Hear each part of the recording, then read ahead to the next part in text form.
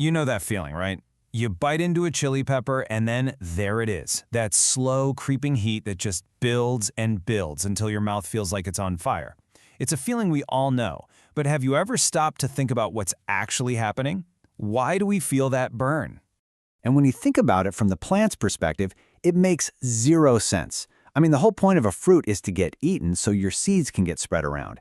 So why on earth would a pepper evolve this chemical weapon that seems designed to hurt the very animals it needs? Well, that's the mystery we're diving into. Scientists actually have a name for this. They call it the paradox of pungency. You see, plants are super efficient. They don't waste energy on anything that doesn't help them survive. So for a plant to put all this effort into making a painful molecule, well, the payoff has to be absolutely huge. To solve this paradox, first we have to understand what's going on at a molecular level. We need to look at how that burn is actually created, and let me tell you, it's a brilliant bit of biological trickery. Okay, so the molecule behind all the drama is called capsaicin. And here's the first thing you have to get. Spiciness is not a taste. It's not like sweet or salty or bitter. Your taste buds aren't really involved here.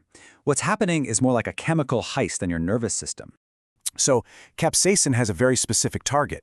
It's a protein in our nerve cells called the TRV1 receptor. Now think of this receptor as your body's built-in fire alarm. It's the thing that screams, "hot," when you touch a hot stove, making you pull your hand away. Capsaicin has figured out how to ring that same alarm bell, but without any actual heat. And here's exactly how this clever trick works. The capsaicin molecule literally fits into the receptor like a key into a lock, in this very specific tail-up, head-down way. This forces a channel in your nerve cell to swing wide open. A flood of calcium and sodium ions rushes in, and that triggers an emergency signal that zips straight to your brain, screaming one simple message: "We are on fire. This is real heat." And that really is the key. What you're feeling isn't a flavor at all. It's what scientists call a nociceptive response. It's a pure, unadulterated pain signal that is perfectly mimicking the sensation of being physically burned. The pepper has successfully hacked your brain. So if the pepper is basically screaming pain, who exactly is it screaming at? And maybe more importantly, who is it trying to avoid screaming at? This brings us to this really beautiful evolutionary idea called the directed deterrence hypothesis. Okay, so the plant has a serious problem to solve. On one side, you've got mammals, us, squirrels, mice. We have grinding molars that completely crush and destroy seeds. We're seed predators. But on the other side, you've got birds. Birds don't have teeth, they just swallow the fruit whole, and the seeds pass right through them unharmed. They're the perfect seed delivery service. And when you look at the actual data, it's not even a contest. Seeds that get eaten by a mammal, almost zero chance of sprouting. But seeds that pass through a bird, whoa! Not only do they survive, their chances of germinating go through the roof. And of course, birds fly, scattering those seeds far and wide. 370%. Just let that number sink in for a second. A chili seed is nearly 4 times more likely to grow if it's eaten by a bird. That right there is the massive evolutionary jackpot the pepper is trying to win. So the strategy becomes brilliantly simple. Get rid of the mammals and invite the birds. Which, of course, leads to the next big question. If capsaicin is such a powerful weapon against mammals, how on earth are birds just gobbling these things down like they're nothing? Well, the answer is just this tiny, but absolutely game-changing genetic tweak. It all comes down to that TRV1 pain receptor again. So, in us mammals, there's a specific amino acid, glutamate, at a key spot that acts as the perfect docking station for capsaicin. It fits perfectly.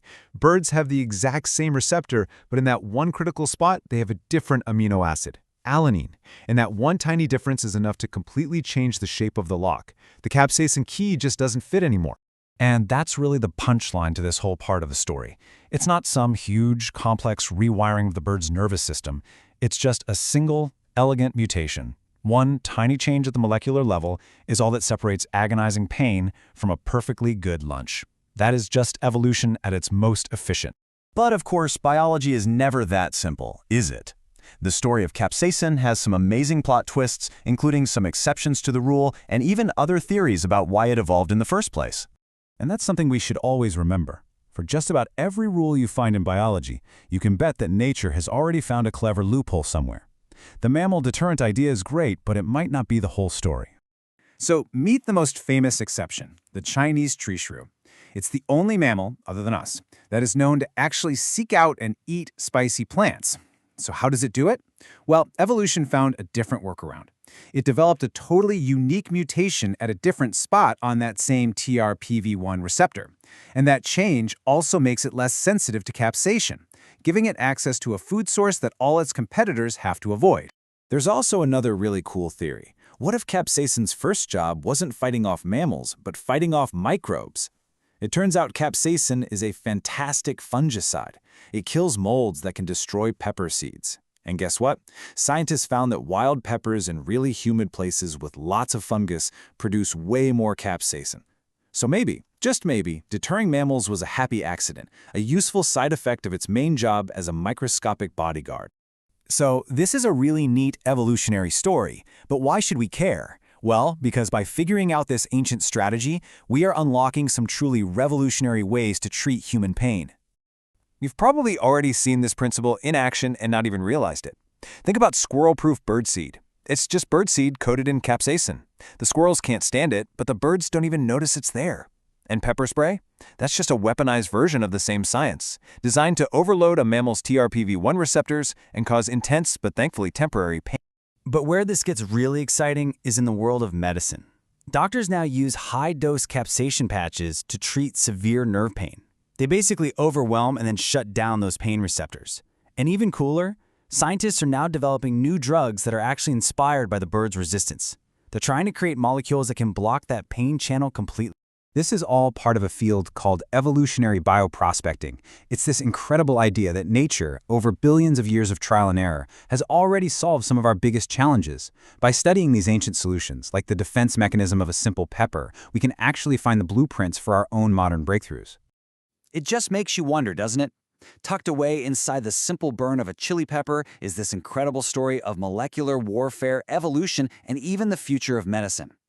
What other amazing secrets are out there, just waiting for us to find them, hidden in this constant, invisible arms race that's happening all around us?